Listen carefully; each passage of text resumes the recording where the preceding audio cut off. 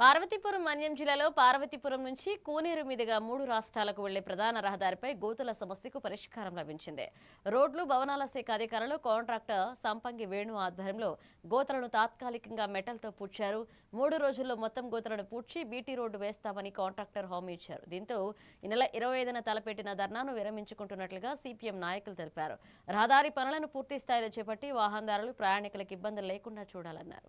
పార్వతీపురం నుండి కూనేరు వరకు పెద్ద పెద్ద కోతులు అయిపోయినాయంటే ఈ కోతులకు సంబంధించి ఈరోజు మనం 25వ తేదీని కూడా సిపిఎం కూడా ధర్నా చేస్తున్నాము.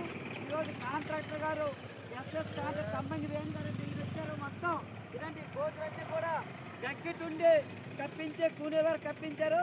2-3 రోజుల్లో మొత్తం బీటీ రోడ్డు కూడా వేస్తామని చెప్పారు. ఈరోజు కాంట్రాక్ట్ బీటీ రోడ్డు కూడా మొత్తం వేసేస్తున్నారు 3 రోజుల్లోన. అందాక ఇదంతా కోతులు కూడా కప్పారండి. దీనివల్ల ఒరిస్సాకి వెళ్ళే 3 రాష్ట్రాల ప్రజలు కూడా చాలా బాగానే ఉంటుంది. ఏదేమైనా మీ చెప్పిన వెంటనే కాంట్రాక్టర్ గారు వేణు గారు గతంలో కూడా ఆయన సొంత డబ్బులు ఖర్చు పెట్టుకొని కూడా ఈ కోతులు కూడా కప్పడం జరిగింది.